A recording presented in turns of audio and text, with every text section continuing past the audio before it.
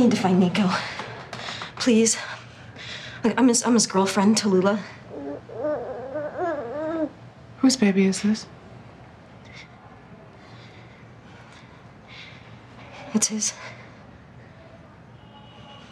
And that was a clip from the new Netflix original film, Tallulah, with Ellen Page as Tallulah and actress Allison Janney playing the crucial role of Margot, the woman Tallulah turns to with the baby she has either rescued or kidnapped. Joining us now to discuss the film is 7-time Primetime Emmy Award winner, actress Allison Janney. Welcome, Allison. So great to have you here. Thank you. It's good to be here. So Tallulah, to me, after watching it, seems such a smart exploration of motherhood, which is so unusual and refreshing to see in a film. I agree with you. Sean Hayter, who is the writer-director of this movie, is you know, she wrote the story and wrote it from a perspective of very much judging one of the characters in the film, played by Tammy Blanchard, the woman whose child is taken from her.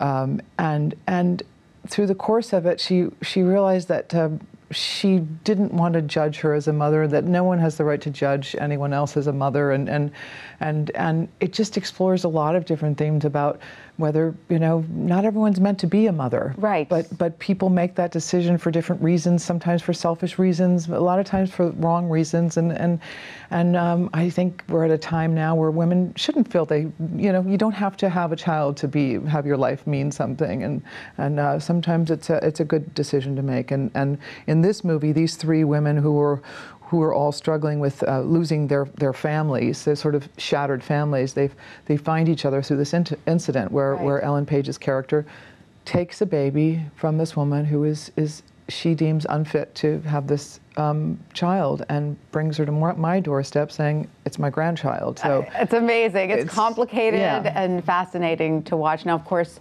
you and Ellen Page famously also worked together in Juno. What was the reunion like? You know, and I also, in between there, I did a Lynn Shelton movie called Touchy Feely that Ellen was in. We didn't actually get to act together, but we were in the same movie. So I think of this as our hat trick. You know, Tallulah's our hat trick. Ellen is a remarkable human being. She is.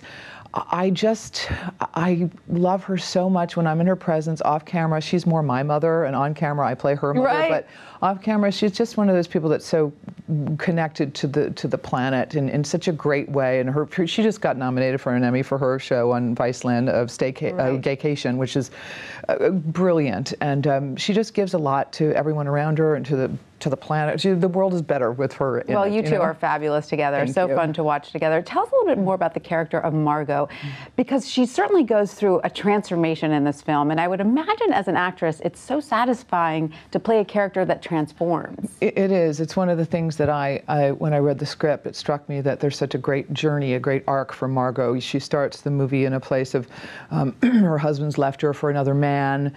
Her son leaves her because he can't stand her neediness after her husband leaves her, and he leaves her, and she's completely abandoned and stuck in the past, holding on tightly. She doesn't want to look at her mistakes and won't sign her divorce papers. She's angry and alone and sad and is stuck.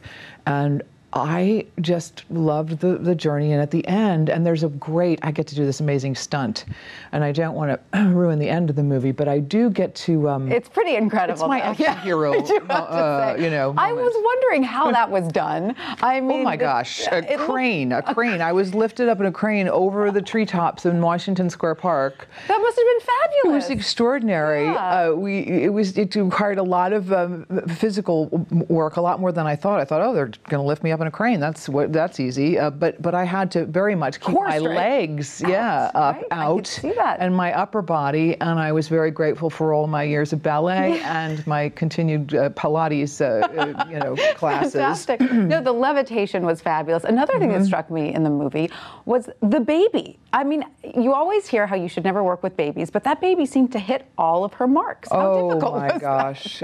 You listen, those babies. There were 4 different ones. There were 4 babies, and there were a couple that were extraordinary. They were great. However, well, you know the old saying, right? Not kids or babies. I always thought it was because they'd steal the scene because they're so cute and charming. But I now know that 15-month-old babies they pretty much run the set. Right. We pretty much can't came to the set and go, "What scene do you want to shoot today?" Because we want to shoot whatever you want to shoot. Because we're here for you. It was no joke, and we didn't. It wasn't a big budget movie, so we didn't have a baby wrangler who would take the baby from the nursing mother and entertain it and let it forget its mother and then pass it to the big mean actress. Right. But no, the babies would come right from me from the mother, and they were not happy to see me. And the baby's reactions and emotions were so crucial to the scenes. Ellen Page, that's why Ellen Page is an angel, because she spent off camera and all day long, 24/7 with those babies, and she formed a great. I mean, she's amazing. So fantastic. Now, tell us what it was like working with Sean. I want to make sure I'm pronouncing her name correctly. Sean Hayter. Yeah. We know her, of course, as staff writer in Orange is the New Black. What was it like? This was her directing and writing debut for a film, correct? Well, she did write a short. She did a short film based on that Tallulah was an expanded version of, and she got critical acclaim for that. And she's an extraordinary woman. She is so.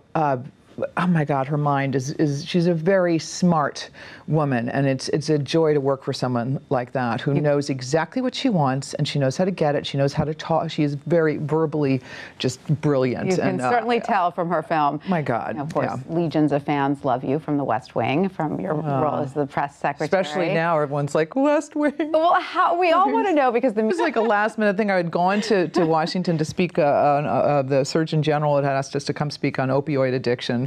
And Chuck Lorre, our brilliant show creator for Mom, came with me and Emily Osment, and we got into D.C. on Thursday night, and they said, I got a message from, I don't know, someone called, I think my publicist called me and said, they want you to start the press briefing tomorrow at the White House. And I was like, no.